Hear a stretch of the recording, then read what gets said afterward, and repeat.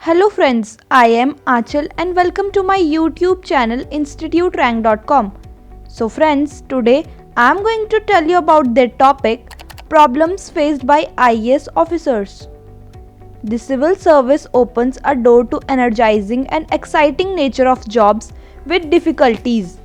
There are not many services which give such an immeasurable scope of challenges, a blend of a variety of job fields and policy formulation opportunity and chance to go about as a key player in the national development prepare. After years of hard work, you became an IAS exam officer. You may all think all those hardships come to an end. No, there are several issues existing in this field. It is important to understand the government system in India and your place in the system before you join the system. However, a large portion of aspirants may not know about the consequent sides of the civil service, which you will acknowledge not long after you join.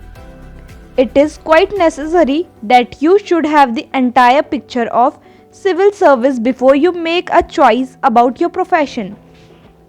Number 1 is political interference.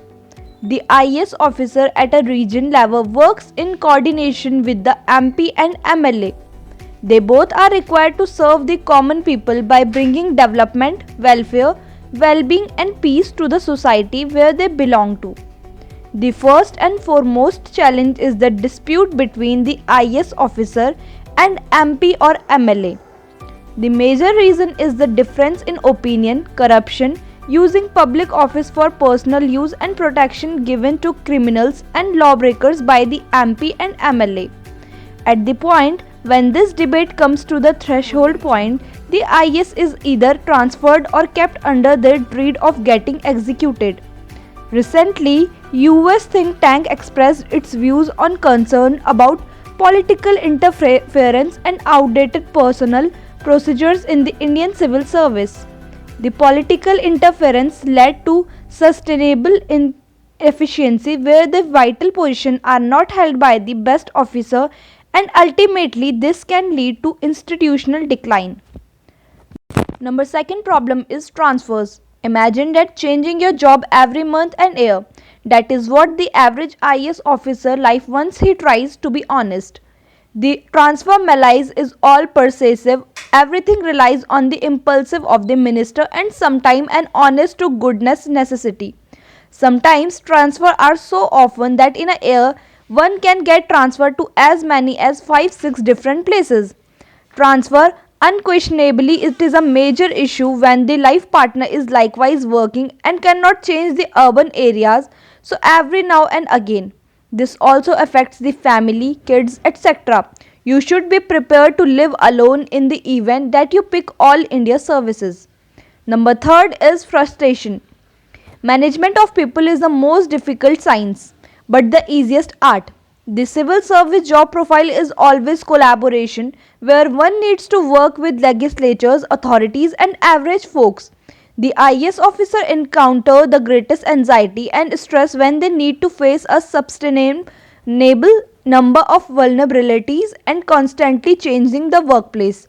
Stress additionally goes up quickly if your capacity to control outside varieties is low. Next is no recognition for excellence. According to Aristotle, excellence is an art won by training and habitualization. It is not mandatory that your work will be recognized and appreciated every time. When you work in civil service, there is nothing that you can achieve without the cooperation of your team and the goodwill of the people. Honest and brave officers are threatened with suspension and humiliation. Next and the most important is corruption. It is a fact that some aspirants are attracted towards civil service due to many myths, the incentive and royal image. They know a few officers or they have caught wind of a few officers who have made millions. They join the civil service to make profit illegally, thinking that it is easy to do so. When they join the service, they find that no extra cash is accessible for the post. They need to do some unlawful movement or permit the illicit things to go ahead to profit. When you do any illicit demonstration, there is always a risk of getting caught even after you have demoted the office. The overall condition in your governance system is unpleasant. At first glance, it would seem that not every many are morally good. Some people during preparation talk against corruption. Once they get into the service, they change. If you want to become an honest IAS officer, then you have to deal with many shortcomings in the career due to honesty, from getting not top post to being threatened by politicians. Aspirants should understand the essence of the team civil servant. Then only one can succeed in his profession.